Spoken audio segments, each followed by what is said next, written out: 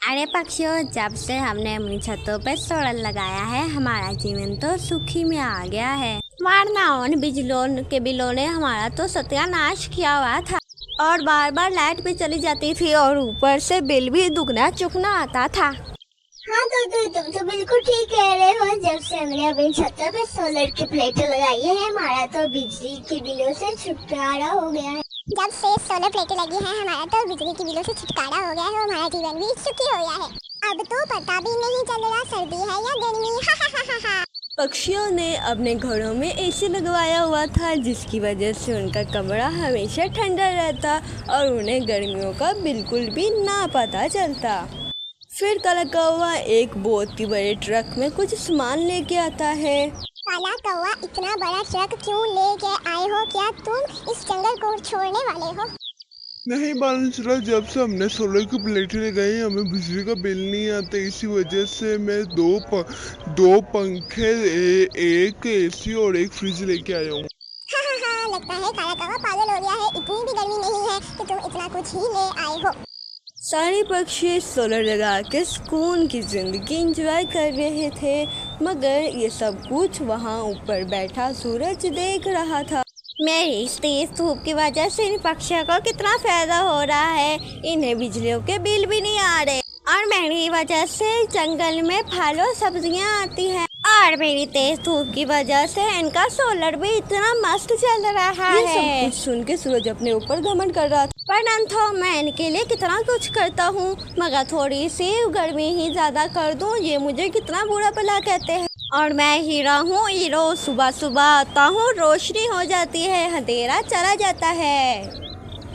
इसी ही तरह सूरज अपने आप की खुद ही तारीफ करके बहुत ज्यादा खुश हो रहा था। बस मैं पागल हूँ, सुबह सुबह इनके लिए जाके रोशनी करूँ, बदले में मुझे क्या मिल रहा है? मैंने सोच लिया है कल से मैं आऊँगा ही नहीं, पहाड़ों में जाके छुप जाऊँगा और बस आराम करूँगा।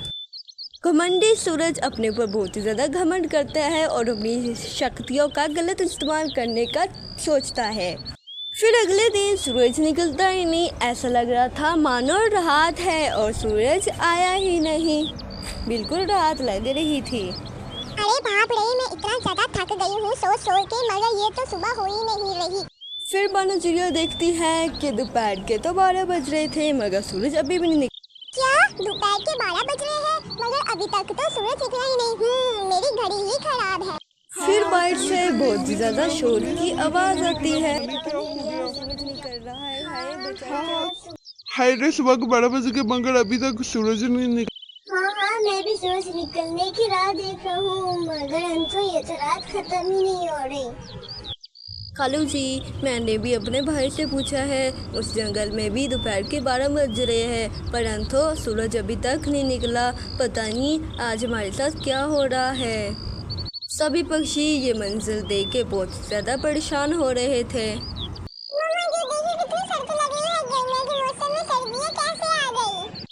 अगर सूरज ही नहीं निकलेगा तो सर्दी और ज्यादा बढ़ जाएगी। पता नहीं हमारे साथ ये ऐसा क्यों हो रहा है। सारे पक्षी बहुत ही ज़्यादा परेशान हो रहे थे, परंतु सूरज ना निकलने की वजह से जंगल में बहुत ही ज़्यादा सर्दी पड़ रही थी। सारे पक्षी बहुत ही ज़्यादा सर्दी में बैठे थे, सारे एसी वगैरह ऑफ करके। हा हा हा, आज मैंने निकला, पूरा जंगल अंधेरे में है, मुझे बहुत ही ज्यादा मजा आ रहा है पक्षियों को परेशान करने में। हा हा हा। पर घमंडी सूरज को क्या पता था वो पक्षियों के साथ कितना ज़्यादा बुरा कर रहा है।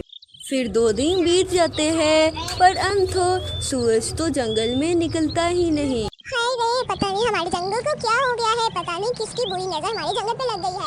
बानरचिड़िया, मुझे ऐसा लग रहा है जैसे मैं कोई भयानक ख्वाब देख रहा हूँ। ऐसे तो पहले कभी भी नहीं हुआ कि सूरज ही ना निकले। और यहाँ पे हमारा पक्षियों का ठंड में इतना बुरा हाल हो रहा है। तो ये सपना नहीं, ये सच है, सूरज हकीकत में ही नहीं निकल रहा। फिर जंगल पे बर्फबारी भी शुरू हो जाती है और जंगल में सर्दी और भी ज़्यादा बढ़ जाती है और जंगल के सारे पेड़ भी खराब होने लगते हैं और पक्षियों की लगाई हुई फसलें भी खराब होने लगती है। चलो चलो मिट्ठू महाराज के जंगल में चलते हैं। उनके जंगल में हमने बारिशें एक साल पहले की थी, अब उनके जंगल में बारिशें अभी हमने करनी है। चलो चलो जाते से चलते हैं। फिर सारे नन्हे बादल अपने महाराज के पीछे चलने लगते हैं, परंतु वो जब वो मिट्ठू महाराज के जंगल में आते हैं वो तो देख के बहुत ही ज्यादा हैरान हो जाते। अरे ये क्या, कल तक तो इस जंगल में सड़ी गर्मी बढ़ रही थी और आज यहाँ पे बर्फबारी कैसे होने लग गई है? मेरे तो कुछ समझ ही नहीं आ रहा। वे बादल सूरज को ढूंढते ढूंढते पहाड़ों के पास चले जाते हैं।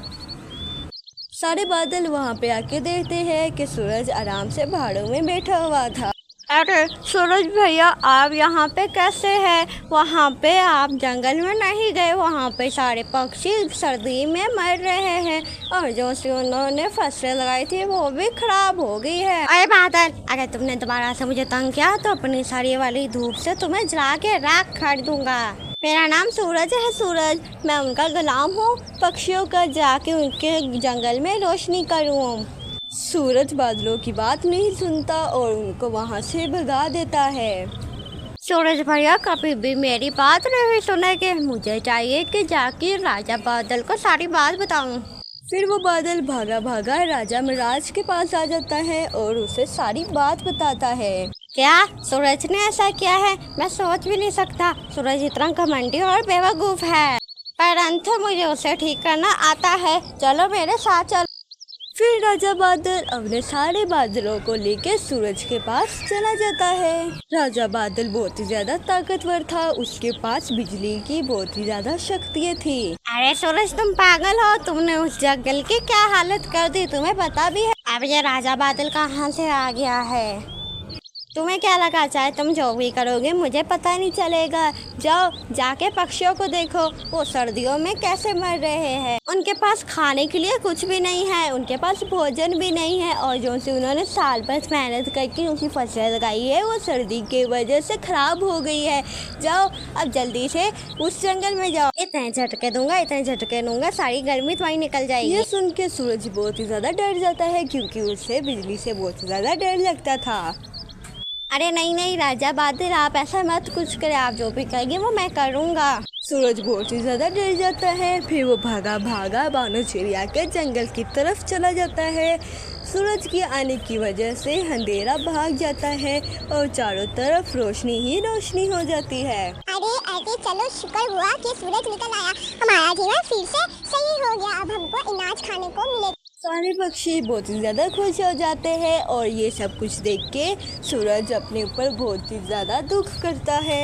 मैंने इन पक्षियों के साथ कितना बुरा किया था, मगर बेचारे जब मैं आया हूँ ये सब बहुत ही ज़्यादा खुश हो गए हैं। सूरज के आते ही सारे पक्षियों के सोलर चलने लगते हैं और बानो चिड़िया का भी एसी चल जाता है और सारे पक्षी सुखी सुखी अपना जीवन बसते हैं। तो दोस्तों, जाते हुए लाइक, सब्सक्राइब और शेयर करना मत भूलना। सनी टून्स इस चैनल की वीडियोस देखने के लिए बेल आइकन को भी प्रेस कर दीजिएगा। आपका धन्यवाद।